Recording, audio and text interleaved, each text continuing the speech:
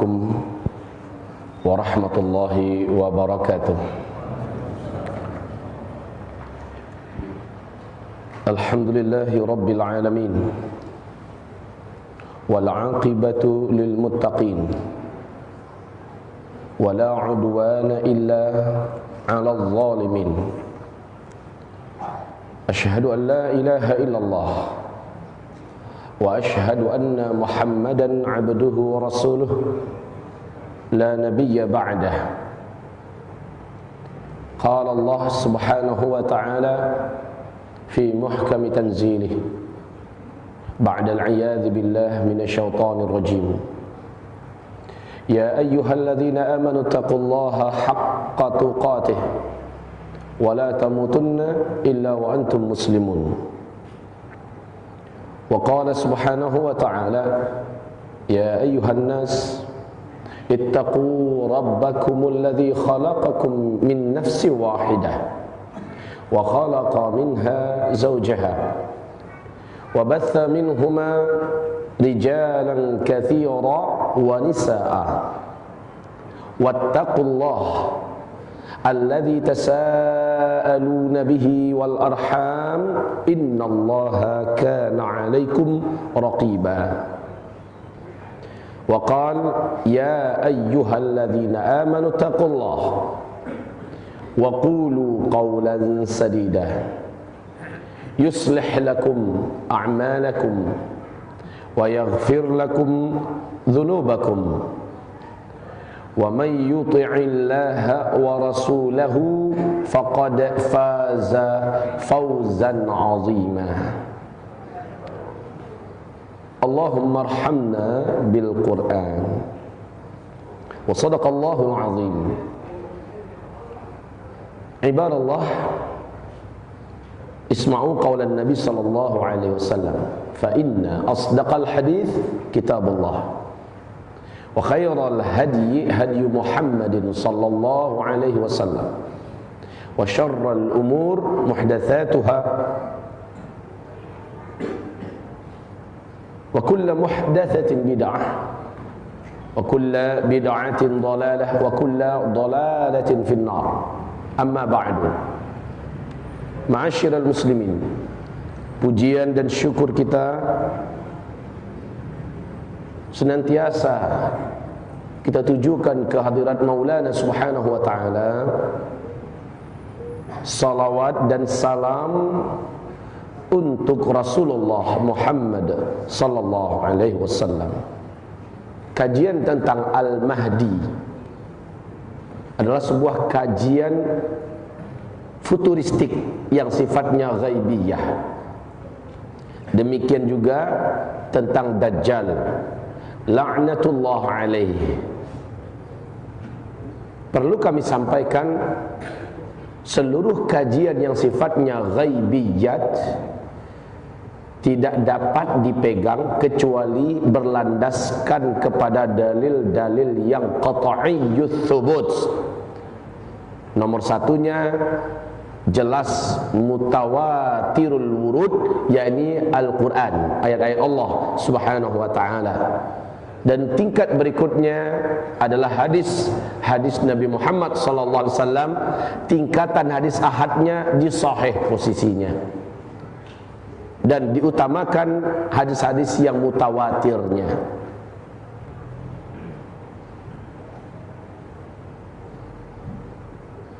Para ulama ahli hadis telah mengumpulkan hadis-hadis yang membicarakan tentang Al-Mahdi ini. Ratusan hadis dijumpai. Ada di antaranya hadis-hadis lemah, ada di antaranya hadis-hadis palsu yang wajib ditolak. Dan ini sudah dikumpulkan dalam buku Silsilah Al-Ahadis Ad-Dha'ifah wal Mawdu'ah oleh Syekh Al-Muhaddits Syekh Albani. Silakan rujuk ke sana. seluruh hadis-hadis yang maudhu', mungkar, hadis-hadis batil rata-rata terdapat dalam buku-buku hadis versi Syiah. Karena mereka juga punya Imam Mahdi. Versi mereka, Imam Mahdinya brutal, kejam, biadab, beringas, mengulangi sejarah Dracula yang ada dalam sejarah kegelapan. Kaum muslimin, menurut versi Syiah, imam ke-12 mereka itu nanti akan muncul di akhir zaman, yang mereka gelari dengan Imam Al-Mahdi. Apabila sang Al-Mahdi ini nanti sudah muncul, kata mereka, maka Al-Mahdi mereka ini akan segera menuju ke Madinah Al-Munawwarah. Ngapain? Membongkar kuburan Umar bin Khattab dan Abu Bakar As-Siddiq, lalu menghidupkan mereka berdua buat disiksa sampai kiamat datang. Kemudian membongkar kuburan Bunda Aisyah radhiyallahu anha, menghidupkannya lalu dirajam sampai kiamat. Setelah itu Masjid Nabawi diratakan dengan tanah. Ini di buku induk kelompok Syiah, bukan di buku-buku sempalan mereka, di kitab-kitab rujukan utama mereka. Setelah selesai, Al-Mahdi langsung menuju ke Makkah dan Ka'bah Al-Mukarramah diruntuhkan. Lalu dua tanah suci dipindahkan ke tempat aslinya, Qum dan Karbala. Al-Mahdi dengan seluruh bala tentaranya segera menguasai dunia. Kemudian seluruh Sunni yang tidak berkenan bergabung dengan Syiah disembelih. Masjid-masjid Sunni satu bumi ini diratakan dengan tanah apabila ahli-ahli masjid yang Sunninya tidak mau bergabung dengan mereka. Inilah Imam Mahdi versi Syiah. Kita bersyukur pada Allah, Imam Mahdi seperti ini hanya mimpi mereka dan tidak akan pernah hadir selama-lamanya. Kaum muslimin, karena adanya hadis-hadis yang banyak yang dipalsu-palsukan dan dikarang-karang oleh kelompok Syiah dengan akidah Imamiyah Al-Ithna Asyariyah ini, menyebabkan para sebahagian cendekiawan dan ulama-ulama ahli sejarah dalam Islam sekelas Ibnu Khaldun mengingkari tentang adanya Imam Mahdi. Sehingga di kalangan tabi'in ada juga yang talabbus dan syubhat memahami Al-Mahdi. Saya sampaikan kepada Bapak Ibu, seperti Imam Mujahid, Al-Hasan Al-Basri, bagaimana tanggapan mereka tentang Al-Mahdi? Mereka mengatakan, walal mahdiyu illa Isa bin Maryam. Ini dari hadis Ibnu Majah. Tertulis walal mahdi illa Isa bin Maryam. Masalahnya ada pertanyaan-pertanyaan begini terlontarkan dalam FB kami. Al-Mahdi itu hanyalah Isa ibnu Maryam. Jadi Al-Mahdi yang sesungguhnya menurut Mujahid, menurut Al-Hasan Al-Basri adalah Isa.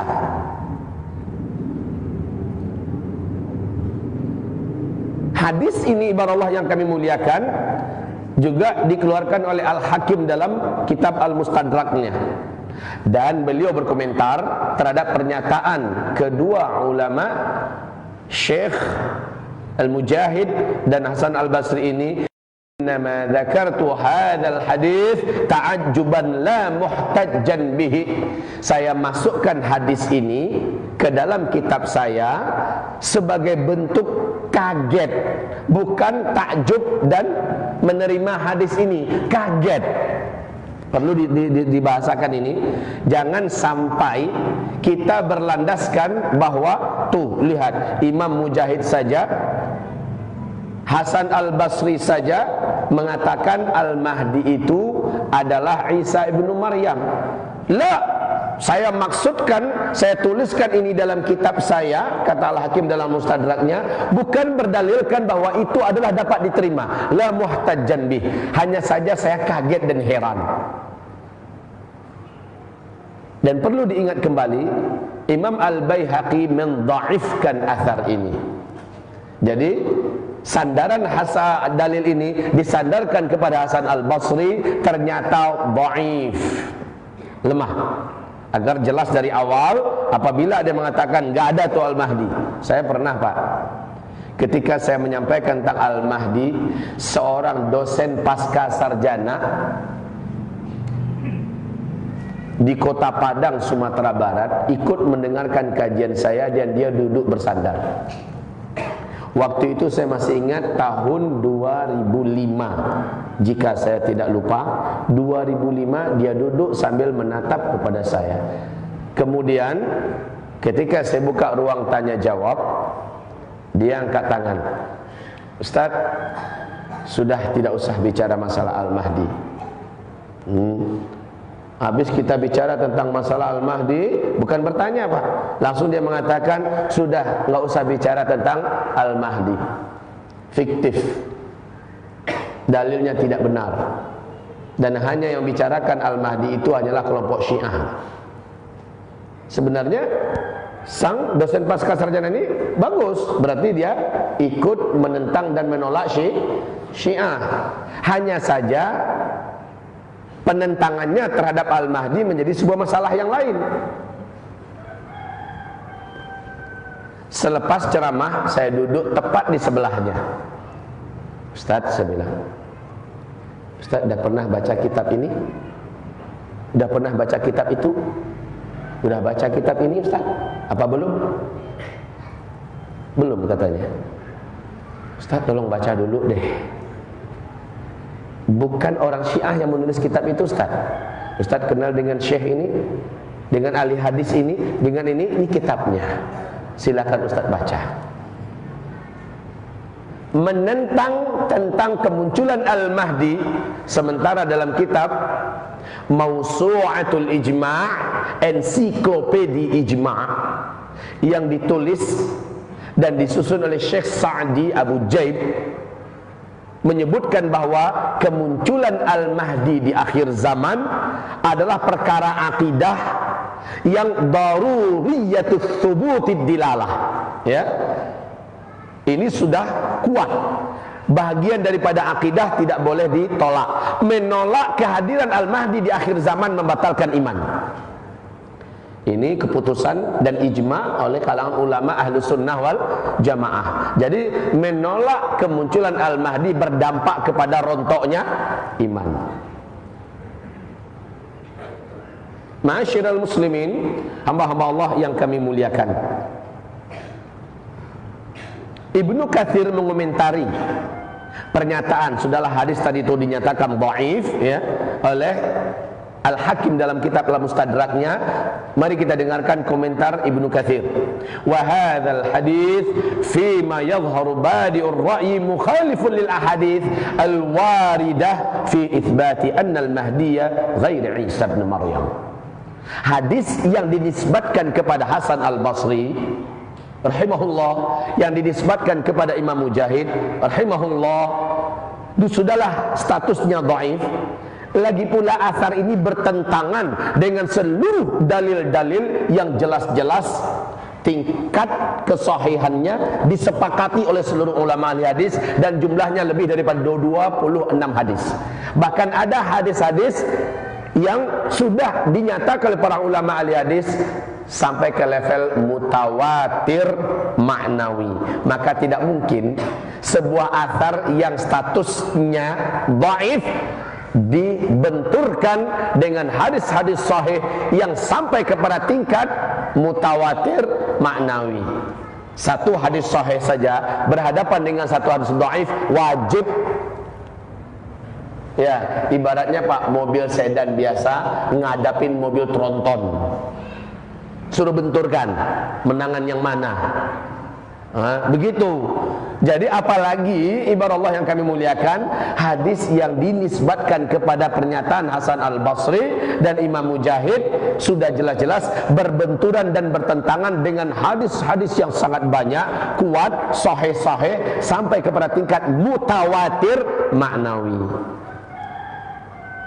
Oh Pak Ustadz, kan ada pakar dan ahli sejarah sekelas Ibnu Khaldun. Beliau juga menolak tentang fenomena Al-Mahdi ini. Maka kita jawab kepadanya, apakah Ibnu Khaldun ini seorang ahli hadis yang pakar dalam masalah hadis? Tidak. Dia pakar dalam masalah ketatanegaraan, pakar dalam masalah sejarah, bukan pakar dalam masalah hadis. Urusan hadis serahkan pada ahli-ahlinya. Ketika seluruh para ahli-ahli hadis sepanjang sejarah menyepakati fenomena Al-Mahdi adalah mutawatir ma'nawiyan, maka tidak bisa dibenturkan dan dikalahkan oleh pernyataan orang sekaliber apapun ilmunya dan orang itu bukan ahlinya dalam masalah hadis. Ibadallah, ma'asyiral muslimin, ulama kontemporer yang terkenal dengan kitab tafsir Al-Manarnya sekelas Imam Muhammad Rashid Ridha juga menolak fenomena Al-Mahdi ini. Saya sampaikan ini semua agar kita tahu Pak, penolakan Syekh Muhammad Rashid Ridha tidak ada arti dan tidak ada makna apa-apanya di hadapan para pakar dan ahli-ahli hadis. Sekali lagi perlu kita tekankan itu. Lagi pula Syekh Muhammad Rashid Ridha menyebutkan kenapa dia menolak, karena katanya hadis-hadis tentang masalah Syiah, masalah Al-Mahdi ini munculnya dan menguatnya di kalangan Syiah. Dan ini juga melemahkan semangat umat untuk bangkit. Sebab apa? Umat bersikap apatis a priori, dan satu saja prinsip mereka, kalau memang Al-Mahdi ini nanti dialah penentu kebangkitan Islam, dialah pemersatu umat, kalau begitu kami tunggu saja kedatangannya. Umat akhirnya berpangku tangan, kita tunggu saja Al-Mahdi lah, ngapain juga capek-capek, gak akan berhasil. Ketika dia sudah muncul baru kita bersatu dan kita wajib berbaiat dengannya. Dan Syekh Muhammad Rashid Ridha tidak mau hal ini terjadi, sehingga akibatnya pekerjaan dakwah amar ma'ruf nahi anil munkar seluruhnya ditinggalkan gara-gara menanti-nanti kedatangan Al-Mahdi.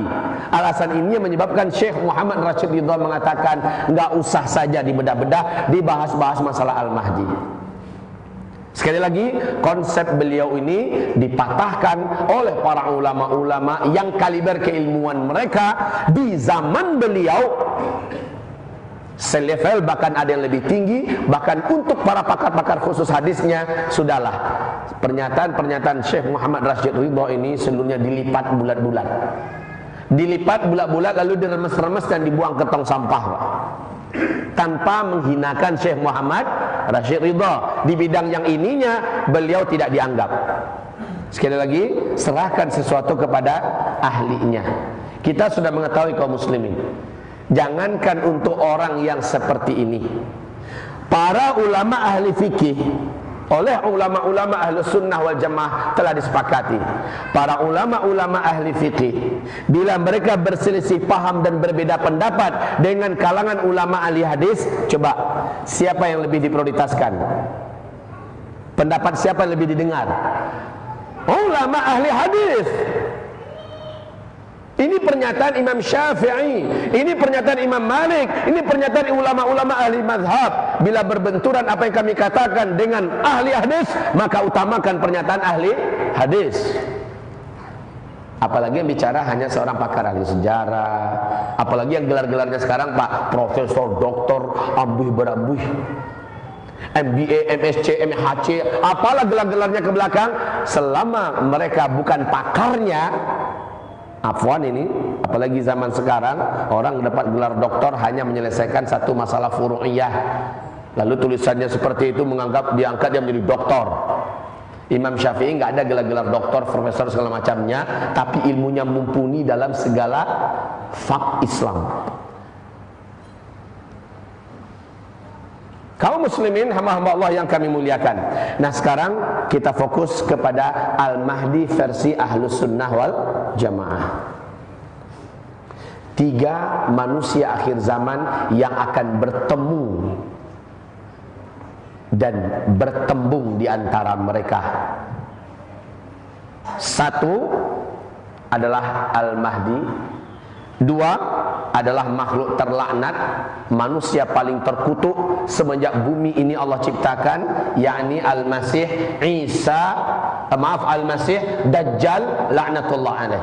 Dan kemudian Isa alaihissalam. Mereka muncul dalam zaman yang sama. Urutannya Al-Mahdi terlebih dahulu, kemudian barulah Dajjal, kemudian barulah Isa alaihissalam. Saya akan tulis sebentar, mengingatkan secara singkat, tapi saya tidak akan komentari lagi. Saya sudah positive thinking. Bapak-bapak dan ibu-ibu semuanya sudah memahami perkara ini sebelum-sebelumnya. Kalau ada yang baru dengar sekarang, silakan rujuk pada kajian-kajian kami tentang kita sudah diambang kiamat di YouTube.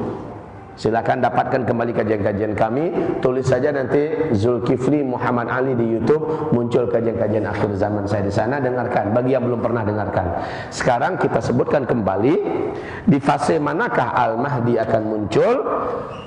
Nabi mengatakan bahwa kalian di kehidupan ini akan menjalani 5 fase. Fase pertama, kalian dipimpin oleh Nabi sendiri, dan fase ini pasti berakhir, kata Nabi. Telah berakhir dengan wafatnya Nabi Muhammad SAW. Kemudian fase kedua, kalian masuk pada fase dipimpin oleh khalifah-khalifah Rasul yang cerdas dan mulia, yang menggunakan konsepnya Nabi. Fase ini berlangsung selama 30 tahun dan memang telah berlalu, Pak, dengan wafatnya Khalifah Ali bin Abi Thalib. Kemudian langsung masuk fase ketiga. Fase ketiga ini ternyata memakan waktu lebih 1220-an tahun. Dijalani oleh 3 dinasti. Dinasti Bani Amawiyah, dinasti Bani Abbasiyah, dan dinasti Bani Utsmaniyah. Fase ini disebut oleh Rasulullah dengan Mulkan Adhan, yaitu fase khilafah yang menggunakan sistem kerajaan. Pasti berakhir, kata Rasulullah. Sepakat ahli sejarah ini telah berakhir juga pada tanggal 3 Maret 1924, yaitu runtuhnya khilafah Islamiyah Al-Utsmani di Turki. Ya. Kemudian masuk pada fase keempat. Nah, ini fase umat Islam mengalami kekosongan kepemimpinan dunia. Tidak ada khalifah di sini. Disebut oleh Rasulullah dengan fase Mulkan Jabariyan atau fase kediktatoran. Kaum muslimin yang kami muliakan, fase ini umat Islam benar-benar separah-parah keadaan. Islam dilemahkan, dilumpuhkan, diserang, sendi-sendinya dihujani dengan serangan bertubi-tubi. Seluruh media-media kafir seluruh dunia serentak melemahkan sendi-sendi Islam ini. Kaum muslimin diteror, betul-betul mereka dihinakan, dilecehkan. Islam dan kaum muslimin jadi pecundang. Ujian terberat kaum muslimin ada pada fase keempat ini, dan kita sedang ada di sini saat ini. Al-Mahdi munculnya di sini. Pada puncak umat Islam ini seperti sudah tidak lagi berkutik. Tidak mampu ke depan, babak belur. Ke belakang mundur juga hancur. Mau lari ke kanan, musuh siap menerkam. Ke kiri juga siap dihabisi. Mau ngapain seperti tidak dapat berkutik. Saat itu ibarat Allah, sebelum puncak kita dihabisi oleh Dajjal, Allah takdirkan sang Al-Mahdi yang dinanti-nantikan muncul. Inilah Al-Mahdi. Kemunculan Al-Mahdi ini ibarat Allah yang kami muliakan sebagai persiapan untuk menghadapi Dajjal.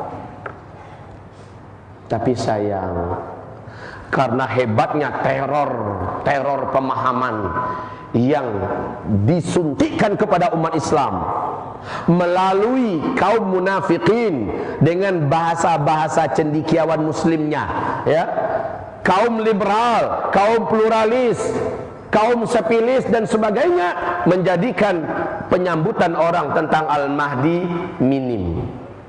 Saat Al-Mahdi muncul, banyak umat Nabi yang tidak percaya. Karena sebelumnya apa? Sudah muncul orang-orang ngaku-ngaku sebagai Al-Mahdi.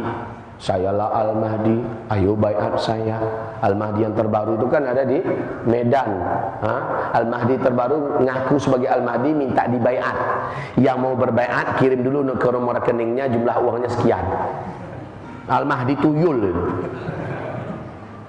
Kaum muslimin, banyaknya Al-Mahdi yang bermunculan. Arqam yang ada di Malaysia dulu juga ngaku syekhnya itu sebagai Al-Mahdi.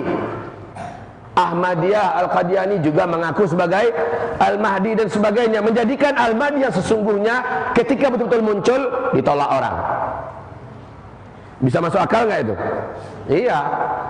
Tolong, kata seorang perempuan di zaman salaf dulu, main-main. Ketika dia menggembalakan ternak, dia main-main, tolong. Orang-orang kampung pada datang, perempuan ini sedang menggembalakan ternak. Rupanya dia hanya mempermainkan orang kampung. Ada serigala. Merasa dipermainkan, orang kampung kesel. Besoknya tolong. Orang kampung nggak peduli lagi, padahal betul-betul serigala datang. Ini contoh ketika Al-Mahdi beneran datang, saking banyaknya penipuan selama ini, nggak percaya akhirnya. Nah, ini bahayanya kaum muslimin. Dan Nabi menyebutkan dalam hadisnya, ketika Al-Mahdi muncul, sepertiga umat beliau menolak kehadirannya, menentang keberadaannya dan kemunculannya. Sepertiga lainnya abstain. Yang sepertiga menolak ini murtad. Yang sepertiga menolak ini murtad. Laqad irtaddu an dinihim, sungguh mereka murtad dari agama mereka. Nah, kaum muslimin yang kami muliakan, dari sekian banyak ulama dan dai di dunia, afwan, silahkan hitung, bisa dihitung dengan jari tangan ini, berapa ulama sih yang mau bicara tentang fenomena akhir zaman, betul tidak? Berapa ulama dai di Indonesia yang membicarakan tentang Al-Mahdi secara spesifik, secara detail, karena mereka menganggap Allah itu nggak penting, itu lama lagi segala macamnya. Dai-dai juga banyak nggak mau dengerin. Mana-mana dai yang mau mendengarkan dan mereka mencoba membuka dirinya. Ketika dia lihat ada yang salah, dia mau meluruskan, tapi pasti hal-hal yang dia tidak ketahui. Kenapa? Waktu saya mencoba membahas 2003, saya masih pusing. 2004 saya bedah kitab-kitab, masih belajar secara otodidak. Saya baca kitab ini, baca kitab. Saya masih banyak tumpang tindih hadis. Yang ini melemahkan yang ini kayaknya berbenturan dengan ini. Akhirnya ketika ada daurah membahas kitab Fathul Bari bersama Syekhul Muhaddits Syekh Musa'id bin Bashir Ali Al-Husaini As-Sudani, saat itu terbuka wawasan saya tanya kepada beliau perkara-perkara ahadisul fitan akhir zaman. Kemudian mulai ketemu titik terangnya. Ibarat Allah, setelah itu saya teruskan pengembaraan saya dalam membahas masalah-masalah akhir zaman. Baru dapat dipertemukan dan dipertautkan hadis ini satu persatu pada tempatnya. Jadi yang sudah disuguhkan kepada Bapak ini yang masaknya, Pak. Yang masaknya dari sebuah perjalanan panjang. Saya yang ada basic ilmu alatnya dari sejak kecil dalam dunia keilmuan, dari SD Muhammadiyah ke Pondok Pesantren Tawalib Padang Panjang, kemudian meneruskan ke Kairo, Mesir, kemudian meneruskan ke Tripoli, Libya. Tahun 2000 dah pulang. Kaum muslimin masih bingung membaca hadis akhir zaman. Ketika difokuskan, bukan setahun, bukan 2 tahun, saya terus berkelana mendalami hadis ini. Maka wajar kalau ada dai-dai kita berpikiran seperti pikiran saya dulu. Lama lagi itu, wajar. Saya nggak menyalahkan mereka, karena saya di posisi itu dulunya. Tapi ketika mau membuka hati, mau menyediakan waktu duduk, saya sebenarnya selalu mengatakan, wahai para alim ulama, antum-antum adalah guru-guru kami. Kalau yang saya sampaikan ini salah, tolong dengar, duduk, simaklah dari saya. Mana yang salah, yuk kita diskusi, yuk kita munadharah, mudzakarah. Alhamdulillah Pak, ada satu dua tokoh yang cukup mumpuni keilmuannya, coba ngajak saya diskusi. Saya bangga, saya bahagia. Luruskan saya mana yang saya salah. Kita bicara. Bertemulah pembicara-pembicara mereka itu memperbaiki beberapa kekeliruan dan kesalahan saya, yang itu saya ralat di tengah-tengah publik. Nah kan ini untungnya. Tapi mereka juga tidak menolak bahwa kita sudah sangat dekat dengan akhir zaman. Nah, ini untungnya. Saat mereka bicara dengan kami, mereka pun meyakini, tetapi mereka membatasi. Ustaz Zul, dulu kan saya punya pembahasan 2011, 2010, 2009, saya menyebutkan beberapa riwayat, yang riwayat itu sekarang sudah saya rontokkan. Ini berkah daripada mudzakarah dengan tokoh dan alim ulama yang memang mempunyai kapabilitas dalam masalah hadis. Ini penting kaum muslimin. Saya undang para ulama, silakan kita duduk bermudzakarah. Soalnya apa? Ketika hanya saya yang menyampaikan, saya merasa lemah. Tapi syukur alhamdulillah sudah ada media ini sekarang. Ini yang menyebarkan ilmu ini. Itu pun sebatas orang yang ngerti tentang dunia teknologi, yang ngerti dengan jet, yang ngerti dengan YouTube dan sebagainya. Betapa banyak yang nggak ngerti. Yang ngerti saja nggak punya minat. Allah, akhir-akhir zaman apa itu? Kan begitu kaum muslimin. Ibarat Allah, ma'asyiral mu'minin, hamba-hamba Allah yang kami muliakan. Al-Mahdi muncul. Umat Islam dipersatukan. Yang mau bersatu tentunya. Dan ingat, zaman Al-Mahdi muncul zaman setelah terjadinya hantaman meteor menabrak bumi, ya, hantaman meteor. Meteor ini sepertinya sudah kita jelaskan, salah satu dampak negatifnya adalah manusia setelah itu sudah tidak memiliki lagi teknologi sama sekali, ya. Fase kelima, kita akan masuk fase kelima di sini ibarat Allah. Di fase kelima ini akhir daripada keberadaan umat Islam di muka bumi. Ini adalah fase kelima. Umat Islam, ya, akhir kepada umat Islam, bukan umat manusia. Ini sini masih ada hidup manusia. Barulah kiamat terjadi di sini ketika orang Islam sudah tidak ada lagi sama sekali di bumi. Jadi kita saat membicarakan fase kelima, yaitu fase Allah menepati janjinya khilafah Islamiyah terakhir, di mana kekuasaan khilafah ini meliputi seluruh bumi, terwujud daripada janji Allah di Al-Quran surat 24 An-Nur ayat 55. Ini menurut CIA Amerika Serikat startnya 2020. Di New York Times CIA Amerika Serikat mengatakan 2020 khilafah Islamiyah akan kembali mencengkeram bumi ini. Kalau menurut KGB, intelijen Rusia, mereka menyebutkan puncak khilafah Islamiyah kembali menguasai dunia adalah tahun 2025. Dan Nabiullah Muhammad SAW menyebutkan masa periode kelima ini dari 7 tahun, 8 sampai 9 tahun saja antara ini. Anggaplah kita ambil 9 tahun, berarti nggak lama fase kelima ini, Pak. Lalu umat Islam diwafatkan serentak. Artinya kalau ini benar, memanglah kita di akhir zaman. Hanya saya sudah berulang-ulang menyampaikan, kita tidak perlu percaya dengan penanggalan-penanggalan tahun-tahun yang disebutkan apapun di luar tidak ada dalilnya dari Al-Quran dan Sunnah. Silakan CIA berasumsi, silakan KGB menyatakan pernyataannya. Kita bukan itu binaan keyakinan kita. Binaan keyakinan kita ma warada alaihi dalil fil Qur'anil Karim was sunnah as-sahihah min Rasulillah sallallahu alaihi wasallam wa majtama alaihi ulama wa hadhil ummah, ya. Jadi kalau ada ayatnya, ada hadisnya yang sahih, sudah ijma' para ulama, itu yang kita pegang.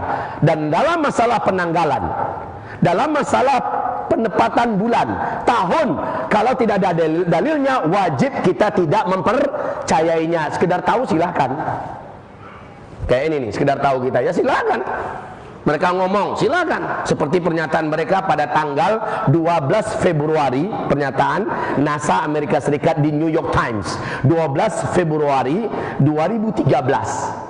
Silakan dibuka sekarang di Google, ada nggak apa yang saya sampaikan ini? Ingat, 12 Februari 2013 di New York Times, newspapernya, majalah elitnya Amerika Serikat, kaum muslimin, mereka menyatakan Sungai Efrat telah menyusut 60%. Menurut analisis kami, berdasarkan teknologi yang ada dan berbagai macam analisa sains yang mereka miliki, 14 Sungai Efrat yang ada di Irak akan kering total. Ternyata Pak, analisis mereka ini pada bulan April 2014 betul-betul kering 100% Sungai Efrat. Jadi analisa mereka berdasarkan teknologi. Mereka menyatakan begitu. Kita tidak disuruh untuk mengimaninya, tapi kalau sudah terjadi memang ada kok hadisnya. Kan begitu? Dan Rasulullah menyatakan tidaklah terjadi kiamat sampai mengering dulu Sungai Efrat, dan Sungai Efrat sudah kering pada hari ini. Kaum muslimin yang kami muliakan, di sini di buku kita ini jadi rujukan utama kita ya tentang masalah akhir zaman. Ensiklopedia akhir zaman. Lihat di sini, ini adalah Sungai Efrat. Nampak Pak? Ini adalah Sungai Efrat. Sudah tidak berair lagi. Ini waktu itu masih ada kubangan-kubangan kecil yang masih berair. Sekarang udah kering habis Pak, bisa main bola kaki Bapak di situ. Nah, kaum muslimin, ketika ada analisa para pakar seperti Amerika dan lain-lainnya, kita tidak diperintahkan meyakininya, mempercayainya. Tahu silakan. Ya, beda dengan kitab zikir akhir zaman. Zikir akhir zaman ini fenomena yang seperti ini diuraikan, tetapi lebih bersifat pada amalan apa yang harus kita buat, amalan apa yang harus kita persiapkan. Itu dalam kitab zikir akhir zaman. InsyaAllah pertemuan next time, apakah pertemuan 2 kali setelah ini, kita akan fokuskan pada amalan-amalan akhir zaman. Ya, tapi sekarang kita tuntaskan dulu perkara demi perkara yang kita uraikan ini. Ibarat ma'al muslimin, ma'asyiral mu'minin yang kami muliakan. Jadi, loncatan menuju kepada khilafah fase kelima memang sangat dekat menurut asumsi CIA Amerika Serikat dan KGB Rusia. Menurut Al-Quran bagaimana? Serahkan ilmunya pada Allah. Tapi Allah menjanjikan pasti terjadi. Menurut hadis kita memang sudah di fase keempat. Tanda-tanda menuju khilafah juga sudah sangat dekat. Sangat dekat Pak. Ibarat Allah yang kami muliakan. Baik, saat saya menceritakan tentang Al-Mahdi dimulai dengan meteor, dan meteor ini adalah pertanda Al-Mahdi akan muncul. Kan banyak orang bertanya, Pak Ustaz, ketika Al-Mahdi muncul kan teknologi udah nggak ada. Jadi kapan kita tahu bahwa Al-Mahdinya sudah muncul? Bagaimana pemberitaannya kepada dunia? Senang saja. Kalau Bapak Ibu mau tahu kapan Al-Mahdi muncul, tandanya adalah jatuh meteor. Habis meteor itu jatuh dalam hadis yang dhaif di bulan Ramadan jatuhnya. Ingat, saya bahasakan hadisnya dhaif. Lebih baik ada rujukannya ke hadis dhaif daripada sama sekali tidak. Tapi kita tidak membangun akidah dan keyakinan di atas itu.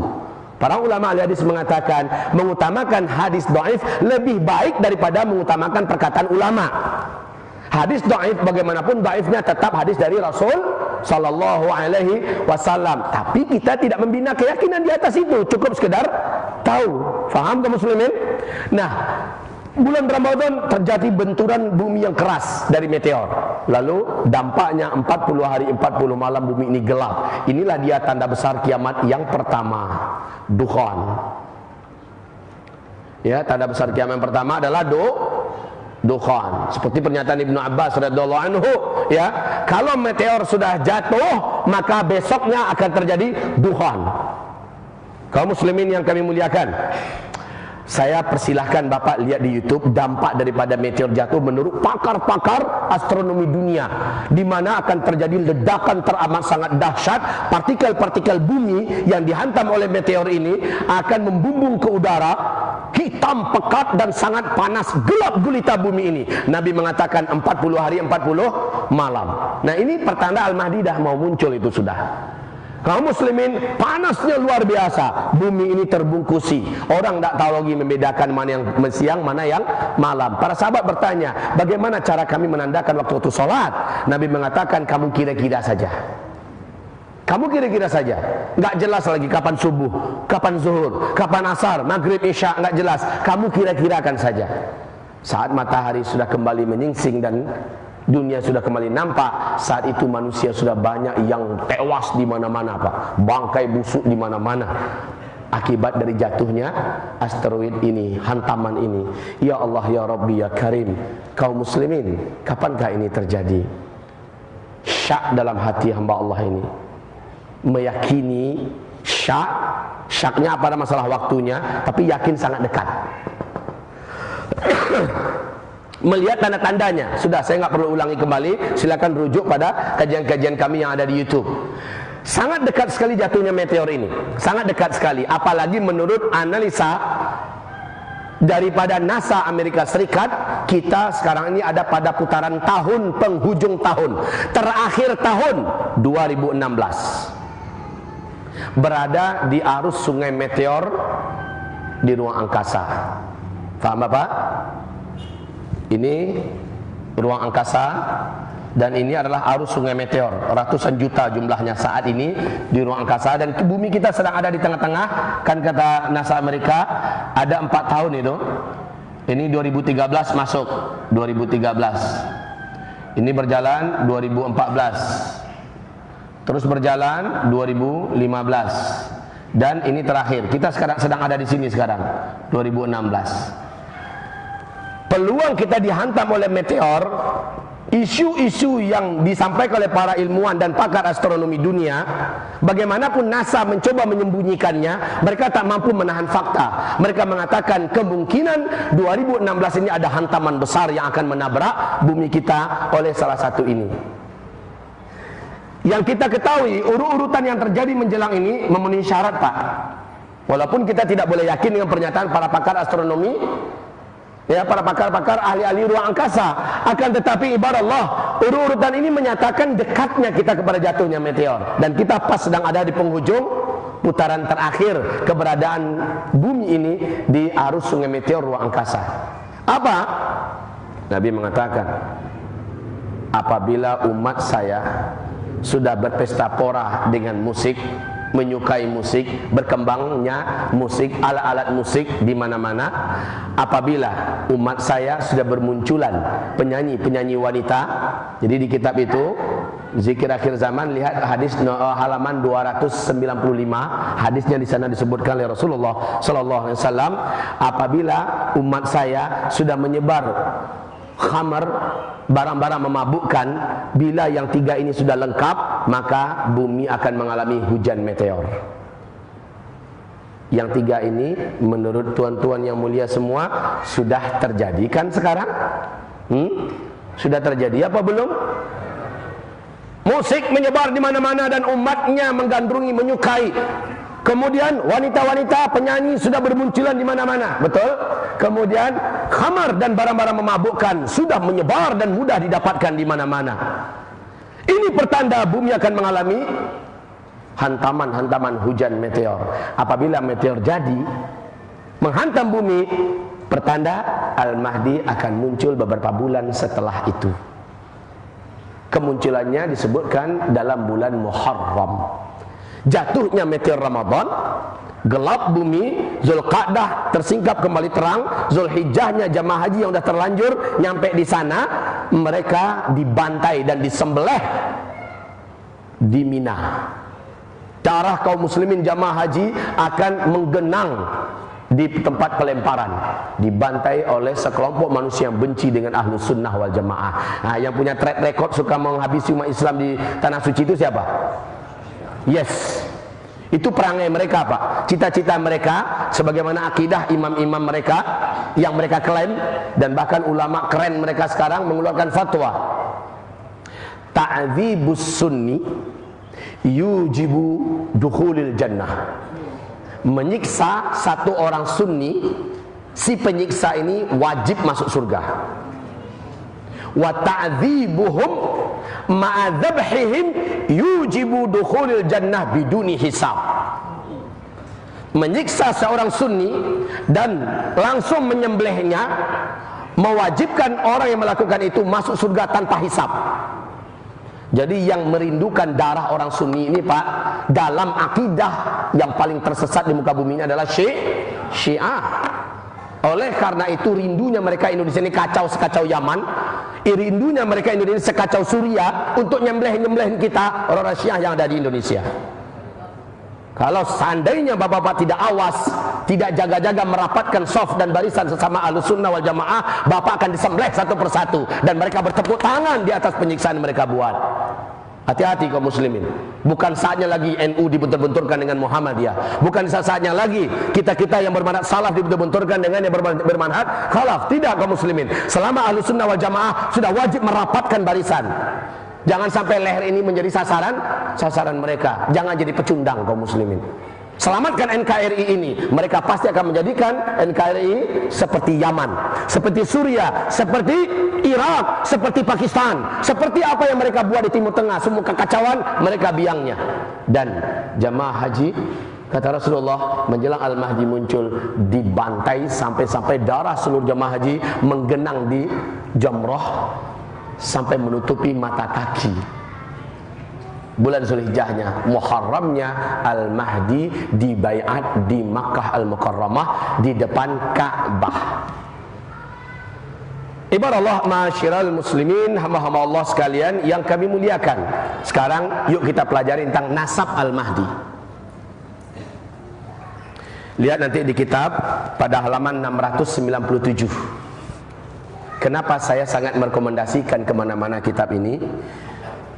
Kami bincang-bincang dengan para pengamat-pengamat akhir zaman, ya, di kalangan ustaz-ustaz, dai-dai, dan di kalangan 1-2 ulama di Malaysia saat kita membicarakan. Ini adalah kitab yang paling direkomendkan, yang ditulis oleh Syekh Dr. Muhammad Ahmad Al-Mubayyad. Kitab ini memuat pendapat para ulama salaf dan mengeluarkan yang terkuatnya. Dia sangat berhati-hati dan urainya rinci, sangat ilmiah.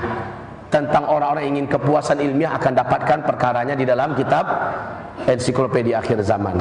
Lihat pada halaman 697. Kitab ini ada di luar, ya. Lihat nasab Al-Mahdi dan namanya. Pertama dari Ummu Salamah. Dari Ummu Salamah. Dia berkata, sami'tu Rasulullah sallallahu alaihi wasallam yaqul, aku mendengar, kata Ummu Salamah, salah seorang istri Rasulullah SAW yang mulia. Rasulullah bersabda, Al-Mahdiyu min itrati. Mahdi itu termasuk anak keturunanku. Min waladi Fatimah. Dari anak kandungnya Fatimah. Fatimah punya anak berapa orang? 2 orang. Kembar. Namanya Hasan dan Husain. Nah, Syiah karena Husain menikah dengan salah seorang putri negeri Persia yang ditaklukkan oleh Umar bin Khattab, mereka mengklaim Al-Mahdi itu munculnya dari Husain nanti. Mereka kan tidak begitu menghormati Hasan, Syiah Pak. Tidak begitu menghormati, walaupun Hasan mereka masukkan sebagai salah seorang imam, tapi yang mereka teriak-teriakan Hasan Pak Husain. Ya Husain, ya Husain, ya Husain. Sebab apa? Mereka yakin dari tulang sulbi Husain nanti yang menikah dengan putrinya sang penguasa Persia, dari keturunan itu nanti akan muncul kembali Al-Mahdi. Kalau Hasan enggak, malah menurut mereka Hasan pengkhianat. Karena udah terlanjur mengklaim anak dari Ali itu adalah imam-imam semua, udah terlanjur pula mereka menjadikan Hasan sebagai imam pula. Tapi bagi mereka Hasan adalah pengkhianat yang tidak patut sebenarnya dihormati. Sebab apa pengkhianatnya Hasan? Hasan menyerahkan khilafah Islamiyah kepada Muawiyah. Padahal Rasulullah membanggakan Hasan. Apa kata Rasul? Hasan ini adalah pemersatu umat. Di tengahnya nanti suara kaum muslimin kembali menjadi padu dan satu di tangannya nanti. Dan Syiah tidak menyukai itu. Tapi gimana lagi? Udah kadung terkeluarkan fatwa, hadis-hadis palsu sudah dibuat, anak keturunan Ali adalah imam semua. Nah, akhirnya mereka terpaksa. Cuma yang Al-Mahdinya dari Husain bin Ali. Itu kata mereka. Yuk kita rujuk kepada apa yang dikatakan oleh Ali bin Abi Thalib. Hadis ini diriwayatkan oleh Ibnu Majah dalam kitab Al-Fitan.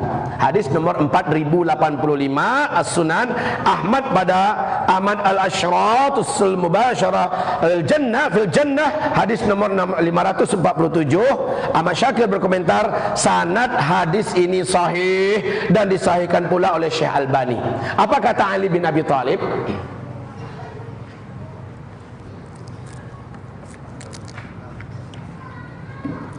Silakan minum, Bapak. Bismillah. Ali bin Abi Thalib radhiyallahu anhu berkata, Al-Mahdiyu minna ahlal bait. Al-Mahdi itu adalah dari kalangan kami ahlul bait. Jadi nggak bisa ngaku-ngaku Al-Mahdi, akulah Al-Mahdi, akulah Al-Mahdi. Silsilah ente itu gimana?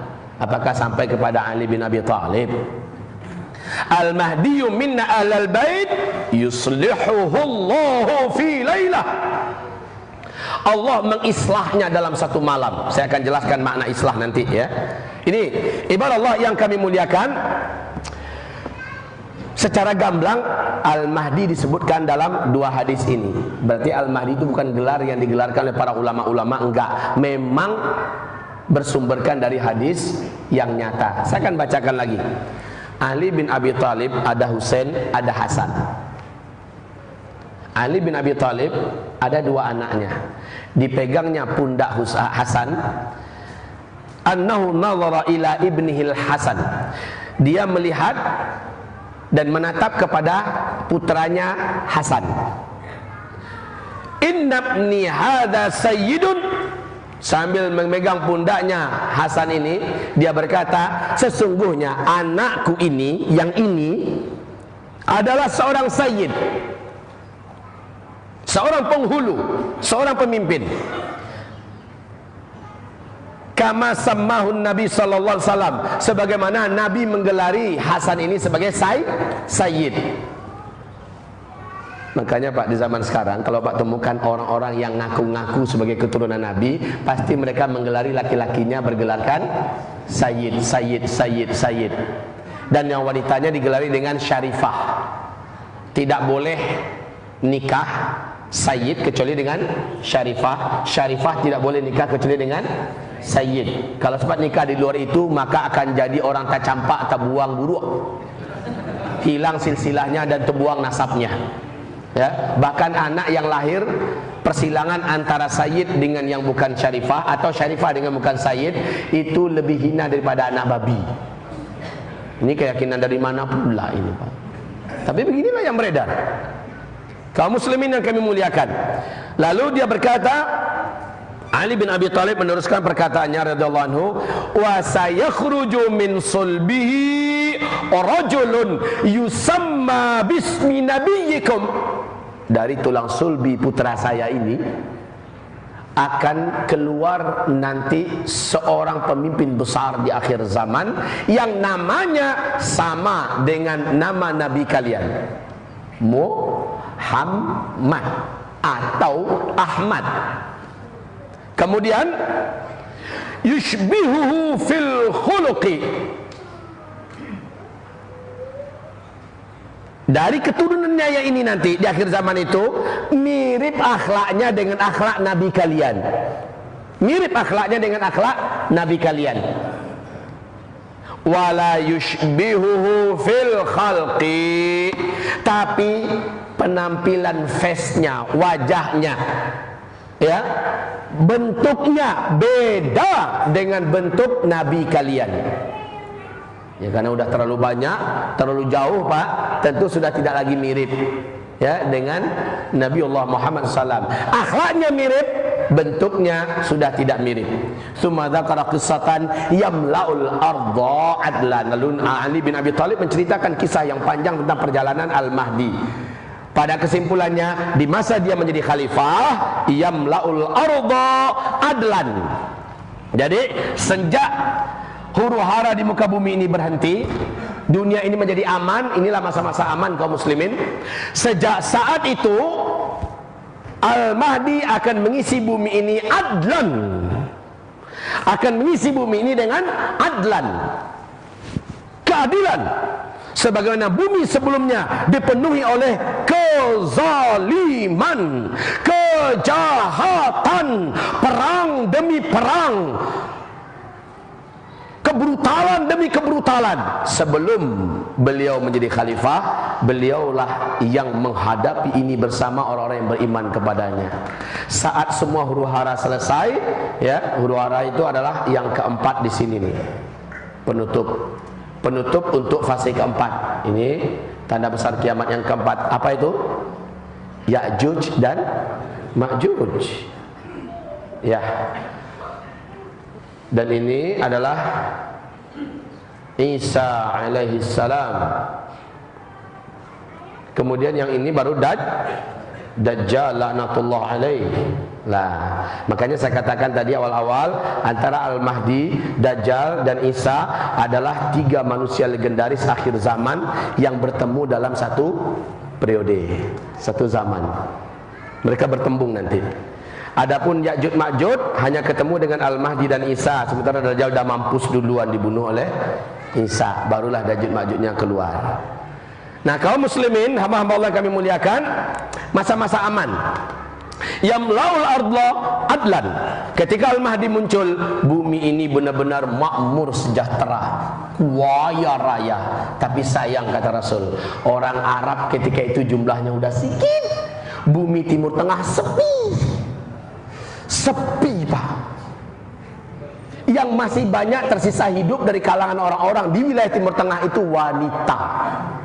Saat itulah kita temukan hadis yang sahih. Nabi mengatakan tidaklah terjadi kiamat sampai jumlah wanita dibandingkan laki-laki 1 berbanding 50. Itu di fase kelima loh Pak. Di fase Al-Mahdi menjadi sang khalifah. Jadi afwan, tidak ada kekhalifahan sebelum Al-Mahdi. Walaupun Syekh Albani memperkirakan, rahimahullah, menurut Syekh Albani bisa jadi sebelum Al-Mahdi muncul, telah muncul dulu khalifah-khalifah, tapi belum dengan konsep kenabian. Yang menggunakan konsep kenabian adalah Al-Mahdi, keturunan kandung Rasulullah sallallahu alaihi wasallam. Ibadah Allah, ma'asyiral muslimin, hamba-hamba Allah yang kami muliakan. Selanjutnya,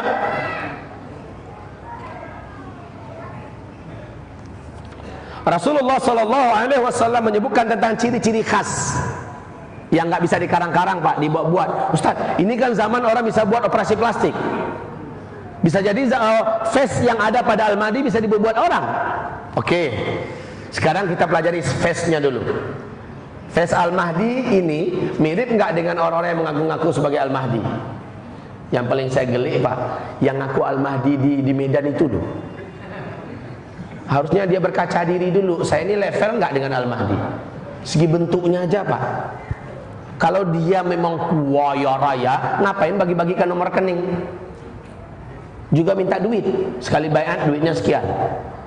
Ngaku-ngaku sebagai Al-Mahdi. Al-Mahdi itu ciri wajahnya disebutkan Nabi berikut ini. Dari Abu Sa'id Al-Khudri radhiyallahu anhu, Al-Mahdi minni. Al-Mahdi itu adalah dari kalangan keluargaku. Ajlal jabhah, dahinya lebar. Dahinya lebar. Kalau dahi lebar mah banyak di mana-mana. Apalagi yang banyak utang tambah lebar dahi. Ajlal jabhah, aknal anfi, tulang hidungnya mancung dan runcing lurus. Lah, hidung-hidung kelas kita ini nggak level jadi Al-Mahdi. Yang di Medan tuh harus tahu diri dong. Kaca dulu, hidungmu gimana? Urus tuh hidung. Rasulullah menyebutkan alisnya seperti bulan sabit yang melengkung. Enggak alis kayak gini, ini alis Jackie Chan ini, alis Jet Li. Ya, alis-alis bapak ini, ini alis-alis masyarakat Indonesia. Al-Mahdi itu alisnya seperti ini, melengkung seperti bulan sabit. Kemudian ibarat Allah yang kami muliakan, yamlaul ardha qistan wa adlan. Dia akan mengisi bumi ini dengan keadilan dan kenyamanan. Tenang, enggak ada lagi perang di zaman dia. Kaum muslimin, kama muliat jauran wa zulma yamliku sab'a sinin. Sebelum dia menjadi sang khalifah, bumi ini masih dipenuhi dengan peperangan, kezaliman dan kejahatan di mana-mana. Yamliku sab'a sinin. Saat dia menjadi sang khalifah, masanya adalah sab'a sinin. Apa artinya tuh? Sab'a sinin, 7 tahun. Jelas hadisnya ibarat Allah yang kami muliakan dari Abu Daud Disebutkan oleh Syekh Albani menetapkan hadis ini berderajat hasan, tapi dapat digunakan sebagai dalil untuk perkara di mana beliau akan memimpin selama 7 tahun. Ibarat Allah yang kami muliakan, kita lihat hadis yang lain. Bagaimana Rasulullah SAW menyebutkan tentang keadaan fisiknya, rambutnya, jenggotnya, usia dia diangkat menjadi Al-Mahdi.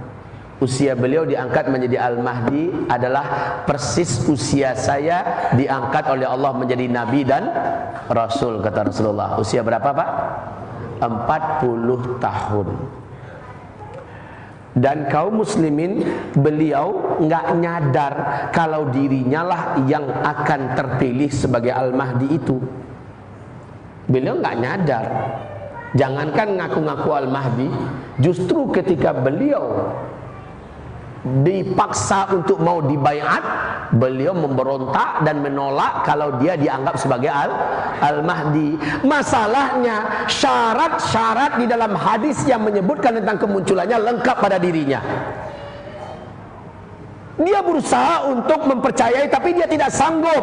Makanya dijelaskan dalam kitab ini kalimat yuslihuhullahu fi lailatin, dalam penolakannya untuk diangkat menjadi Al-Mahdi, ternyata di malam harinya Allah islah dia dalam satu malam. Islah itu artinya Allah perbaiki keadaannya dalam satu malam, sehingga akhirnya dia yakin memanglah dia sang Al-Mahdi itu. Baru besoknya dia berkenan dan menerima untuk dibaiat di depan Ka'bah antara rukun Hajar Aswad dengan maqam Ibrahim. Dalam satu malam itu Allah Subhanahu wa taala mengislahnya seperti Allah mengislah Musa alaihi salam dalam satu malam, sehingga baru dia percaya dia adalah nabi. Saat Musa datang kepada Nabi apa namanya? Adam, Idris, Nuh, Hud, Saleh, Ibrahim, Lut, Ismail, Ishak, Yakub, Yusuf, Ayub, Shu'aib, Musa. Nabi apa? Shu'aib. Saat Musa jumpa dengan Shu'aib, dia ceritakan, begini yang terjadi, saya dikejar-kejar untuk dibunuh di Mesir karena saya begini-begini. Maka kata Shu'aib, jangan cemas. Shu'aib sudah syak ini, jangan-jangan inilah Nabi pelanjut Musa alaihissalam. Orang yang seperti engkau biasanya adalah orang-orang terpilih. Paham nggak paham, Musa mencoba saja menerima apa yang disampaikan, tetapi dia belum paham kalau dirinya sebagai nabi.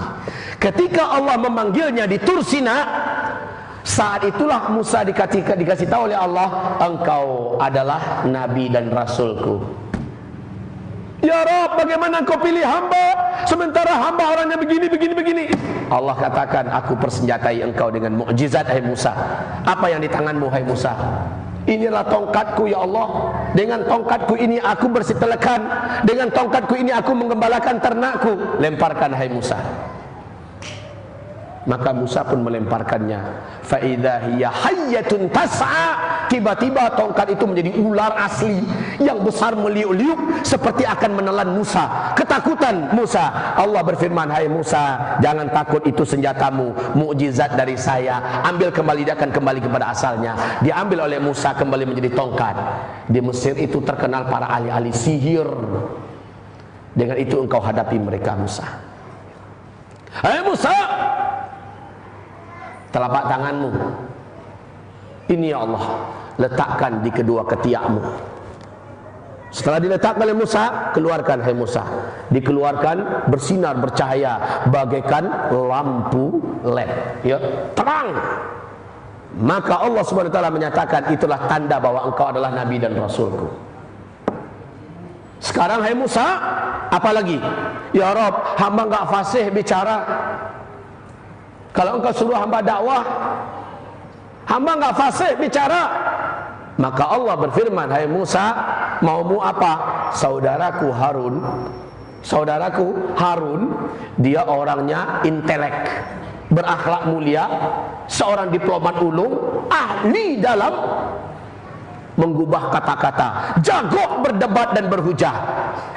Ya Rabb, maka kata Allah, angkat dia sebagai wazirmu, sebagai asistenmu, dan dia juga ku angkat sebagai nabiku. Selesai kaum muslimin. Musa menerima amanah ini dalam satu malam, dia diangkat menjadi, baru hatinya kuat. Nah, Al-Mahdi yuslihuhu Allahu fi lailah, Allah mengislahnya dalam satu malam. Dijelaskan bagaimana pandang para ulama-ulama tentang hadis yuslihuhu Allahu fi lailah ini. Saya tidak mungkin menyebutkan satu persatu nama-nama tokoh ulama dalam generasi salaf dan khalaf yang ada. Yang jelas Al-Mahdi dalam satu malam itu disiapkan oleh Allah untuk siap menjadi sang Al-Mahdi yang disebut-sebutkan dalam banyak hadis. Allah masukkan kemampuan kepadanya untuk menjadi pemimpin besar. Allah lihatkan kepadanya apa yang harus dia buat. Allah berikan kepadanya tanda-tanda yang tidak dapat diingkari.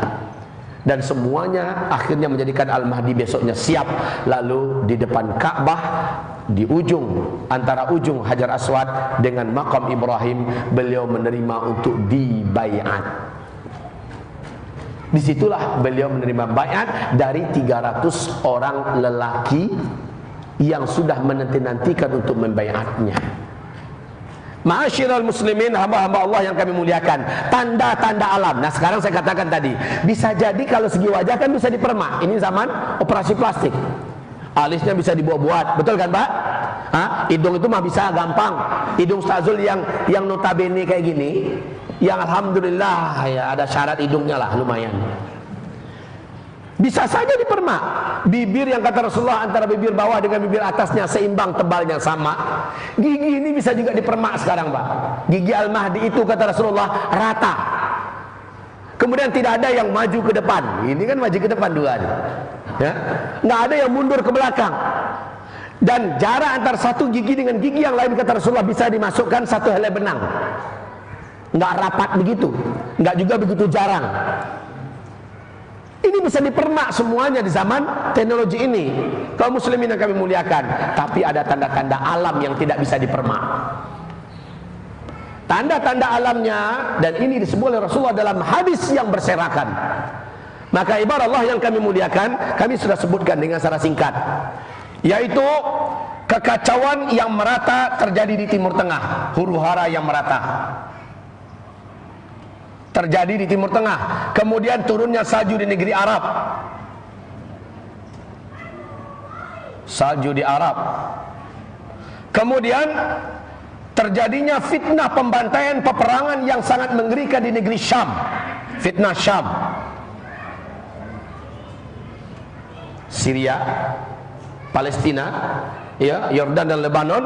Kemudian wafatnya seorang raja Arab yang memimpin Mekah, Madinah. Dan ada 3 putra mahkota di mana mereka nanti satu keluarga besar dari 3 putra mahkota ini akan bertembung sesama mereka. Dan itu, Pak, wafatnya seorang putra mahkota itu adalah, kalau Mekah Madinah di mana? Ya Arab Saudi lah. Arab Saudi. Yang udah meninggal siapa? Raja Abdullah. Penggantinya ada 3 orang putra mahkota. Pangeran Salman, Pangeran Tolal, dan Pangeran Mukrin. 3 orang ini, Pak, nggak pernah akur sejak muda. Saat Salman naik, yang dibuat oleh Salman salah satunya adalah Tolal dibuang dan dikeluarkan dari anggota kerajaan. Padahal dia adalah putra mahkota lanjutan setelah dia. Kita tahu Tolal ini seorang lelaki yang mempunyai kekuatan yang tidak terhingga, khususnya di bidang ekonomi. Anaknya Al-Walid bin Tolal, orang terkaya nomor 5 dunia, yang mendirikan gedung tertinggi dunia nomor 1 yang akan mengalahkan di Dubai, yaitu Kingdom Tower, tingginya 1,2 km hari ini, yang diperkirakan selesai 2018. Itulah Al-Walid bin Tolal, orang terkaya nomor 5 dunia. Dia punya duit. Orang mana yang nggak bisa dibeli dengan duit zaman sekarang? Tentara-tentara bayaran manapun bisa didatangkan menuju ke sana dan dibayar, betul tidak? Bisa nggak menggulingkan pemerintahan ini? Punya kemampuan. Sementara ayahnya Tolal yang masih hidup sudah dipecat oleh Raja Salman. Dikeluarkan. Kenapa dikeluarkan? Salman melihat Talal ini track recordnya benar-benar mempermalukan Islam dan kaum muslimin. Arab juga begitu. Arab tidak cocok dipegang oleh orang begini. Lalu saudaranya yang paling junior, Pangeran Mukrin, yang juga sudah tua Pak, ini sudah tua-tua semua tiga ini. Cuma anak-anak mereka sekarang itu punya power masing-masingnya. Nah kaum muslimin, Pangeran Mukrin otaknya, hatinya penuh kiblatnya kepada Yahudi, kepada Amerika, sementara Salman sudah mempunyai karakter sendiri. Lalu hak menjadi putra mahkota berikutnya dialihkan dan dibayatlah anak kandung almarhum Pangeran Nayef yang sudah meninggal. Ini sudah saya jelaskan ya, yaitu Muhammad bin Nayef. Kemudian anak kandung dia sendiri setelah itu Muhammad bin Salman. Sekarang Bapak tahu enggak? Para level anak-anak ini berpihak kepada ayah-ayah mereka yang juga sudah saling tidak senang menyenangi sesama mereka. Sekarang Muhammad bin Nayef mendatangi kabilah-kabilah yang ada di seluruh Jazirah Arab, khususnya di Arab Saudi, untuk mendukung beliau. Muhammad bin Nayef memperkuatkan militer dan tentara yang ada di tangannya untuk siap-siap bertembung dengan saudara-saudara para putra mahkota. Talal, Al-Walid bin Talal, apapun bisa dibeli, duitnya melimpah ruah, ya. Tentara-tentara bayaran se-Arab itu bisa dibelinya. Kaum muslimin yang kami muliakan, kekacauan hari ini sudah mulai tidak bisa disembunyikan dari kerajaan Arab Saudi. Dan Rasul mengatakan akan meninggal seorang raja Arab penguasa Mekah Madinah. 3 putra mahkota akan saling bertembung sesama mereka. Tidak seorang pun yang betul-betul memimpin Mekah Madinah, karena pemimpin Mekah Madinah setelah itu adalah keturunan kandungku Al-Mahdi. Jelas? Jadi ini ciri-cirinya Bapak Ibu yang kami muliakan. Wafatnya seorang raja Arab yang menguasai Mekah Madinah. Kemudian mengeringnya Sungai Efrat. Nah ini yang saya katakan tadi, Sungai Efrat betul-betul telah kering total saat ini di Irak. Dan akan muncul gunung emas. Gunung emas ini menyebabkan seluruh laki-laki di dunia akan berdatangan ke sana dan berperang. Terjadilah apa yang kita sebut dengan perang dunia ketiga. Laki-laki seluruh dunia akan datang ke sana, dan Nabi menganjurkan umatku jangan termasuk yang berperang ke situ. Kaum muslimin yang kami muliakan, blok timur dan blok barat ini dinyatakan oleh George Walker Bush dalam pidatonya di Gedung Putih, masih ada di YouTube, di mana George Walker Bush mengatakan kita telah menangkap potensi emas yang sangat besar di negeri Irak. Amerika Serikat selaku polisi dunia akan pastikan emas itu aman, tidak jatuh ke tangan siapapun para penjahat-penjahat di bumi ini. Yang penjahat itu dia, yang maling perampok itu dia. Ya Pak, setuju Pak? Enggak setuju pun memang iya Pak. Nah, makanya Barack Obama dalam kebijakannya bulan Maret 2014, 135 pasukan darat yang ada di negeri Teluk nggak jadi ditariknya ke Amerika Serikat. Padahal Amerika itu sudah terlalu berat beban untuk membiayai mereka Pak. Cuma tetap dipertahankan. Kenapa? Persiapan untuk mengamankan gunung emas yang memang satelit sudah menemukannya ada di Irak. Persis seperti kata Nabi. Dan Nabi mengatakan la taqumus saa'ah hatta yasiral furat. Tidak akan terjadi kiamat sampai mengering dulu sungai Efrat. Dan Efrat hari ini telah kering 100%. La haula wala quwata illa billah. Ini telah terjadi menjelang Al-Mahdi muncul. Nah, kaum muslimin yang kami muliakan, terjadilah perang dunia ketiga. Perang dunia ketiga. Wallahu alam, saya tidak dapat memastikan, tapi menurut Albert Einstein, perang dunia ketiga saat itu sudah tidak ada lagi teknologi.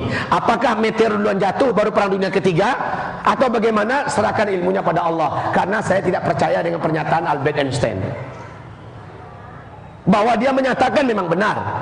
Tetapi apakah terjadi sebelum meteor jatuh atau setelah meteor jatuh, serahkan pada Allah. Yang saya percaya adalah hadis Nabi. Nabi mengatakan saat Al-Mahdi muncul sudah tidak ada lagi teknologi. Kalian akan berperang bersama Al-Mahdi menggunakan pedang. Senjata kalian adalah tombak dan panah. Kalian akan menunggangi kuda-kuda kalian. Kalian berlari dan berjalan di atas kaki kalian. Suma'udtum min haitsu bada'tum wa'udtum min haitsu bada'tum wa'udtum min haitsu bada'tum. Ini yang dijelaskan Nabi. Berarti Al-Mahdi pasti munculnya setelah jatuhnya meteor.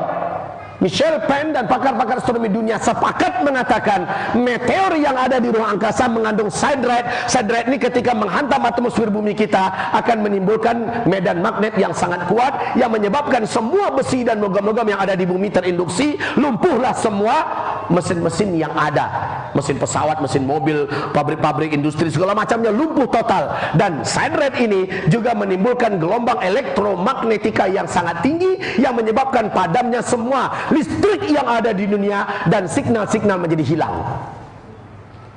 Dan ini kalau kita lihat fenomena kita sedang ada di tahun terakhir daripada arus sungai meteor di ruang angkasa. Apakah tahun ini terjadinya? Jawaban yang paling tepat dan paling ilmiah adalah wallahu a'lam. Syarat-syaratnya sudah nampak. Apakah sekarang tahunnya? Wallahu a'lam. Bisa jadi udah keluar, kita udah merasa aman, tiba-tiba jedum. Bisa jadi begitu. Serahkan ilmunya pada Allah. Yang jelas ayatnya ada, hadisnya jelas, dan tanda-tandanya juga sudah ada. Kapannya? Serahkan pada Allah Subhanahu wa taala. Yang jelas persiapan kita apa? Itu yang penting, Pak. Kalau udah dekat kayak gini, persiapan kita apa? Saya sarankan, Pak, yang punya duit, nih, Nabi mengatakan saat Al-Mahdi muncul, kalian sudah kembali menggunakan uang dinar dan dirham. Dan kalian akan melihat uang-uang kertas kalian berserakan, dimainkan oleh anak-anak, tidak berharga. Allahu Akbar. Salah satu nubuat Nabi yang unik, Pak. Uang kertas itu baru ada berapa tahun ini? Udah ada 300 tahun? Belum kan? Uang kertas itu mana pernah dikenal dunia sebelumnya. Mata uang manusia adalah emas dan perak. Uang kertas ini adalah akal bulusnya Yahudi yang dibuat sebagai bentuk kertas yang dinilai-nilaikan dengan harga emas, ya, supaya emasnya nggak dibawa-bawa. Jadi dianggap saja uang kertasnya ini sebagai tanda bahwa ini ada emasnya. Dibohong-bohongin kita selama ini, Pak. Dan kalian akan kembali kepada dinar dan dirham. Amerika paham betul ini, bahwa suatu hari nanti dolar akan dicampakkan oleh manusia, euro akan tidak diakui oleh manusia, uang-uang kertas-kertas yang ada tidak lagi diakui. Makanya sekarang Amerika, Yahudi, Rusia dan lainnya saling berlomba-lomba memperbanyak emas buat mereka, Pak. Salah satu yang diperas emasnya itu adalah emas terkaya di dunia itu Indonesia, Freeport. Freeport ini, Pak, Masya Allah, mampu menghidupi setengah penduduk bumi ini. Kekayaan yang ada di Freeport itu Indonesia yang punya. Lagi dirampok oleh Amerika sekarang ini, kaum muslimin. Ya sudahlah, memang bangsa pecundang. Kita berada di akhir zaman, di periode keempat, nggak bisa berkutik, kekayaan kita dirampok, dirampas orang, hanya nonton saja. Yang uniknya dan yang sangat menyakitkan, rakyat yang hidup sekitar Freeport miskin-miskin, nggak boleh dekat, sayang amat. Biaya pendidikan, ekonomi melejit, minyak mahal, segala-galanya amburadul, padahal kita sangat kaya. Indonesia ini, Pak, mampu menghidupi bola bumi ini kalau seandainya yang lain miskin. Sebenarnya kekayaan kita nih, Masya Allah, Indonesia. Tapi betul kata Rasulullah, periode keempat kamu dalam keadaan hina, harta benda kamu dirampas oleh musuh-musuh kamu dan mereka yang menikmatinya. Betul tidak? Betul tidak? Saya provokator loh, Pak. Ya, saya hanya membacakan hadis, bukan berarti ngajak Bapak, yuk kita perang. Ngapain juga ngajak-ngajak Bapak perang? Saya hanya mengajak Bapak, yuk kuatkan imannya, perbaiki amal solehnya, perdalam ilmunya, persiapkan fisiknya. Sebentar lagi kita akan hidup pada masa-masa berat. Orang-orang beriman yang amal solehnya banyak, yang fisiknya kuat, yang standby. Jadi yang punya uang tadi saya anjurkan, kalau ya jatuh meteor dalam waktu dekat ini, uang Bapak yang banyak nyesel disimpan di bank. Saran saya, simpen cepat kepada Allah. Paham? Simpenkan cepat kepada Allah. Bawa keluarga pergi haji, mumpung masih ada teknologi, mumpung masih ada pesawat. Bawa keluarganya berangkat umroh. Pastikan bapak memperbanyak ibadah dengan harta yang ada, tanah-tanah yang ada. Kalau sudah terdengar perang saudara terjadi di Arab Saudi, ya Allah, bukan kita menginginkan, kita ingin Arab Saudi ini masih aman, tapi nggak bisa kita lari dengan nubuat Nabi SAW. Kalau sudah terjadi, Pak, saya anjurkan begitu. Uang-uang yang ada emaskan cepat, Pak. Kalau bapak merasa malu, merasa rugi untuk tabungkan kepada Allah, ya sudah, tabungkan sendiri oleh bapak. Jadikan emas, simpan di rumah-rumah bapak, letak di bawah tanah, cukup suami istri yang tahu. Ya nggak apa-apa, saya juga realistis kok. Kan tidak semua orang bisa disuruh ayo infakkan harta jalan Allah, kan nggak bisa semuanya begitu. Tapi setidak-tidaknya bapak secara ringan mulaikanlah ringan bersedekah, kuatkanlah diri untuk berinfak. Harta-harta yang ada di bank, Pak, nggak akan bisa bapak tarik ketika teknologi musnah, betul tidak? Bank-bank mengandalkan teknologi enggak operasionalnya? Iya, semuanya komputer, semuanya menggunakan listrik. Lah ketika komputernya sudah mati, signal-signal yang ada juga sudah hilang dan putus. Mengandalkan apa lagi? Uang-uang kertas yang bapak harapkan, anggaplah masih ada, itu pun sudah tidak lagi diakui, orang akan kembali kepada emas dan perak. Kaum muslimin hamba Allah yang kami muliakan, rumah-rumah sakit sudah pada enggak ada. Kenapa enggak ada? Bangunannya ada, tapi perobatan yang ada di rumah sakit mengandalkan teknologi enggak? Sementara semua teknologi musnah, listrik enggak ada. Lah orang sakit itu kalau seandainya ada di gedung di lantai 7, mau naik pakai apa? Lift udah nggak bisa dipakai. Yang tinggal di apartemen-apartemen yang kasihan, Pak, masa terjun payung tidak mau turun. Nah, kaum muslimin, ini bayangkan, Pak, suasana ketika itu sudahlah kelaparan di mana-mana, air terputus, air keran kita menggunakan teknologi enggak? Air pump menggunakan teknologi enggak? Iya. Ketika teknologinya musnah, enggak ada air yang mengalir ke rumah bapak. Sebenarnya sudah saatnya bapak mempersiapkan sumur-sumur alami seperti zaman dulu di rumah masing-masing, pakai ember. Atau siapkan saja, dan ini nggak ada ruginya. Nah, kaum muslimin yang kami muliakan, coba bayangkan, dulu kita dimanja dengan kompor listrik, dimanja dengan kompor gas dan segala macamnya. Besok nggak bisa lagi diproduksi, ditambahkan gasnya, mesin-mesinnya, pabrik-pabriknya sudah mati semuanya. Mungkin jadi bapak ibu sudah mulai masak pakai batu aki atau pakai, ya kan? Kembali ke zaman dulu. Wallahu a'lam. Hanya kita beriman dengan dikatakan Nabi SAW, "Summa uttum min haitsu bada'tum wa uttum min haitsu bada'tum wa uttum min haitsu bada'tum."